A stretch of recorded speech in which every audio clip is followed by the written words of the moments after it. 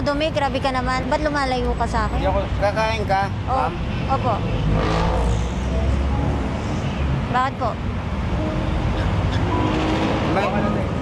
Wala po akong pera.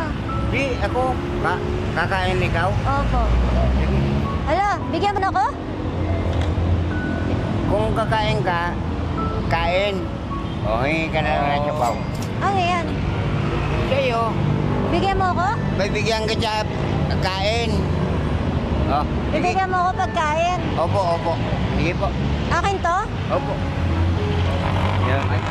Sige, kain ka na. Samahan mo muna ako. Hindi na, kasi solo flight ako. Saan ka solo? Solo flight nga eh. Wala, hindi ako pwedeng may kasama. Bakit?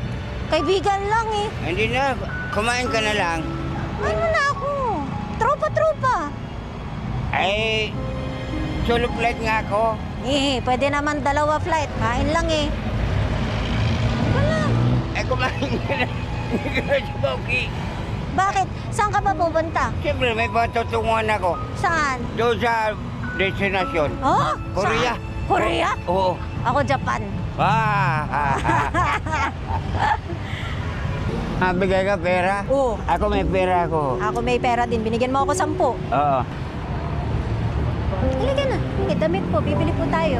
Tsaka gusto mo tutulugan? Hindi na. Dito lang naman ako natutulog eh. Muna natin ang tutulugan. Hindi na. Huwag na kasi. Ayun lang. Ano siya kamag-anak kasi dyan lang po sila umiinom lagi, nakatambay po lagi dyan. Sa may ano. Pwede ko ba siya kunan ng tutulugan? Depende po kung may kamag-anak siya na ano. May kamag-anak ka ba? Malayo pa po. Anong gusto mo? Sabihin mo sa akin, tulungan kita. Gusto ko tulungan si tatay. Gusto ko muna siya bigyan sana ng pera. Kasi nakita ko, ilan lang yung barya niya. Importante daw kumain. And sobrang natouch ako kasi siya, wala nga siyang tirahan. Dala lang daw niya karton, doon siya natutulog.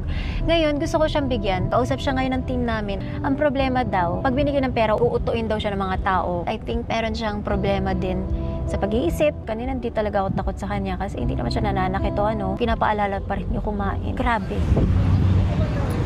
Ayaw niyo ho ng ano? Hanapan mo namin kayo ng matitirhan? Okay na po ako. Yung ganyan ako, malaya ako. Ang taon na ho kayo natutulog dito sa kalsada? Wala pa nung 2020. 2020? Pandemic? Oo. Ano ho nangyari? May trabaho kayo dati? Mayroon pa ako trabaho eh. Nawala yung gamit ko. Ano ho ba trabaho niyo dati? Maton po. Sa construction? Opo.